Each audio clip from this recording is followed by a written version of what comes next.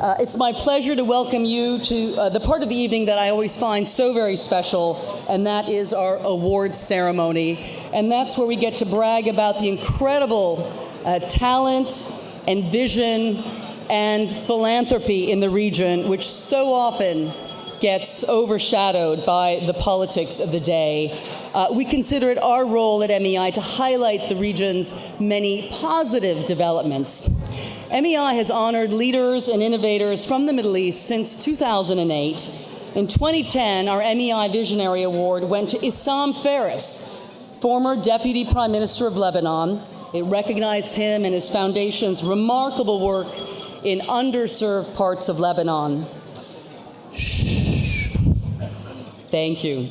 That occasion gave rise to the Issam M Fares Award for Excellence in 2011, endowed by the Fares family. And it enables us to celebrate the remarkable achievements of the so many other remarkable individuals from the region. MEI is very, very proud to be the home of the Issam M Fares Award for Excellence. Last year, the Fares Award went to Her Excellency Vera Baboon, the Mayor of Bethlehem. For our honoree this year, we are recognizing the value of arts, education, and the importance of preserving and showcasing culture. I am delighted that Her Excellency Sheikha Hussa, Her Highness, Sheikha Hussa Sabah accepted our invitation to be here this week. It's a real honor for MEI to host her. People around the world have gained a greater understanding of Islamic art and culture because of her pioneering collection and her initiatives to share it with others. Now, here to introduce Sheikha Hussa and present the Issam M Fares Award is Nijad Fares, a member of the MEI Board of Governors. Nijad has known remarkable success as a corporate leader, as chairman of the Link Group and at Wedge Equities. He's been recognized for his civic engagement in his hometown, Houston, as well as for his extensive philanthropy. Among his many charitable roles, he served on the Houston Katrina Relief Fund Board. He was also the first president of one of my favorite DC organizations, the American Task Force for Lebanon. In 2011, he was appointed a knight in the Pontifical Order of St. Gregory by His Holiness Pope Benedict XVI. It's a great honor for us to have Nijad with us tonight to present the award to Sheikha Hussa. Please join me in welcoming Nijad Fares.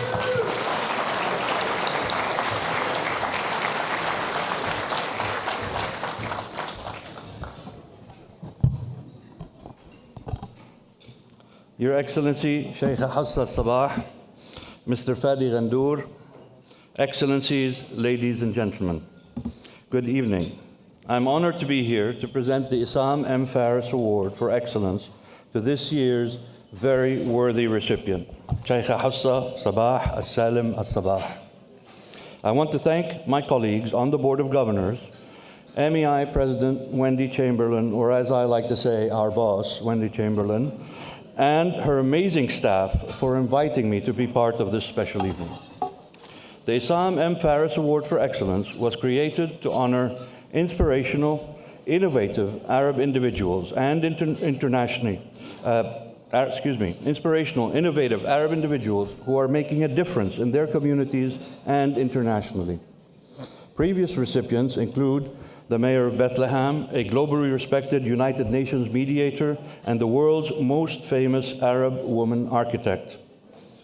Though MEI is best known as a policy institute, it also values the arts and culture of the region as a channel of communication and understanding. MEI promotes the work of young Middle Eastern artists, hosting them in conversation and connecting them with American counterparts. In the process, MEI facilitates cross-cultural dialogue with the aim of fostering deeper appreciation of the region. Given this mission, it is fitting that MEI honor Sheikha Hussa Sabah, who has worked over 4 decades to make the arts and heritage of Islamic societies available to people around the world as a tool for dialogue and greater understanding. She and her husband, His Excellency Sheikh Nasser, began collecting art objects from throughout the Islamic world. The pieces they have acquired and preserved represent virtually every medium of visual art produced since the time of the Prophet Muhammad and before. Sheikha Hussa recognized that each of the items in the collection has its own story to tell, arising from its beauty, the intricacy of its purpose or design, or its history. She felt a weighty obligation to preserve the Al-Sabah collection, but also share the messages of the objects with the greatest possible number of people. Starting with the idea to loan objects for display outside Kuwait, she created and nurtured what has become an internationally recognized cultural organization.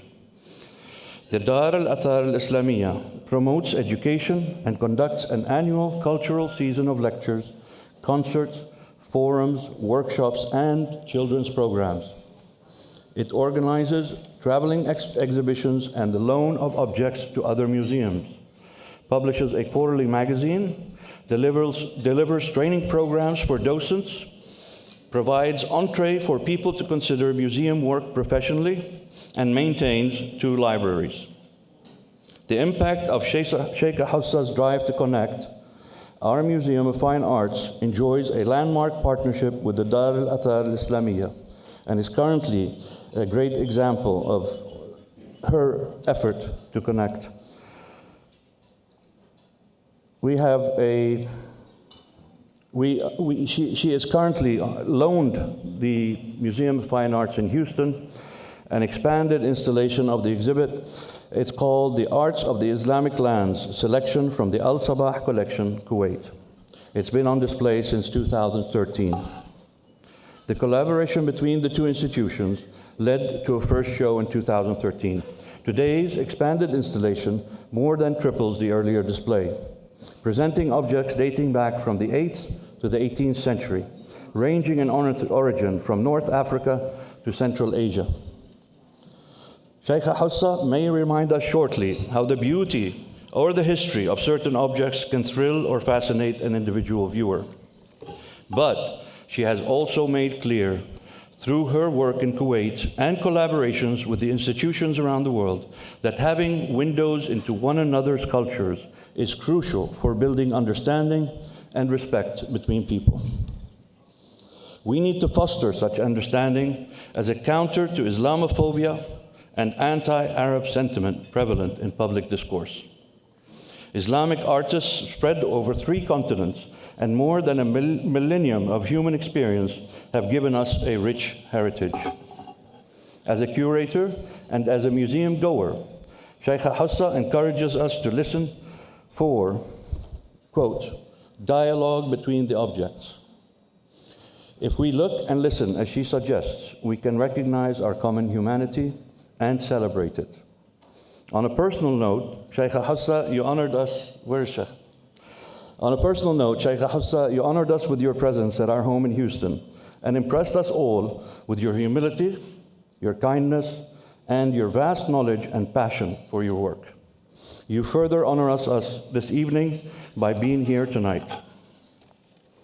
Sheikha Hussa, for your leadership promoting Islamic art and heritage to global audiences and your commitment to advancing education and cultural dialogue, the Board of Governors of the Middle East Institute presents you the 2017 Issam M. Fares Award for Excellence. Please join me at the podium to receive your award.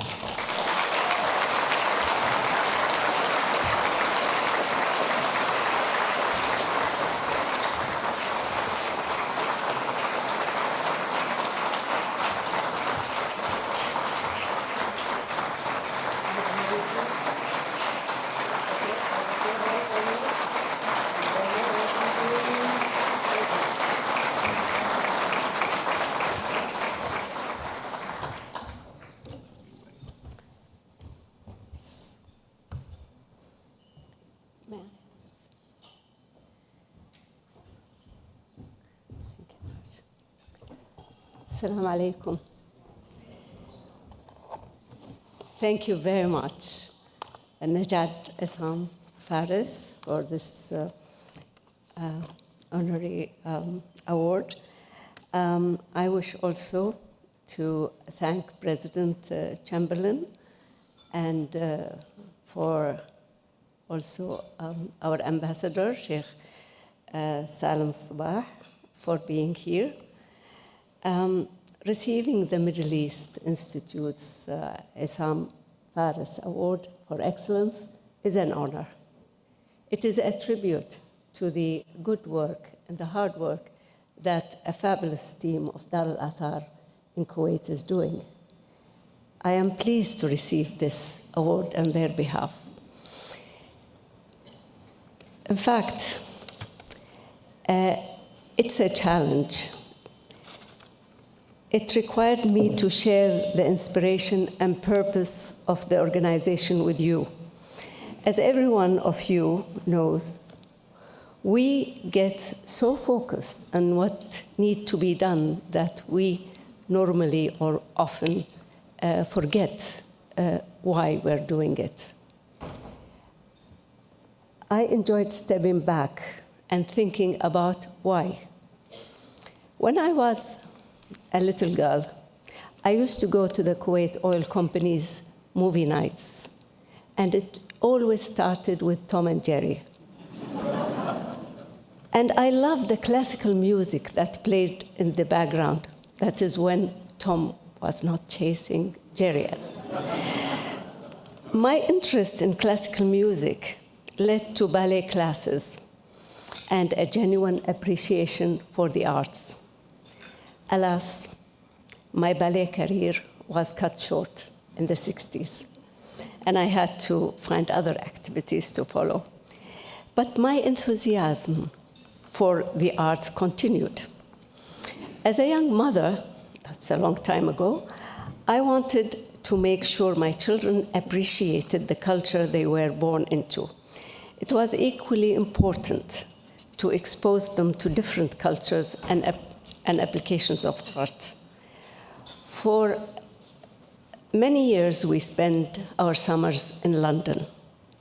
My children and I went to Victoria and Albert, the National Museum, the British Museum, the Natural History Museum, and often enough that my children had their own or favorite objects, and I had discovered all the public restrooms in each respective museum, as you can imagine, with 6 kids dragging around.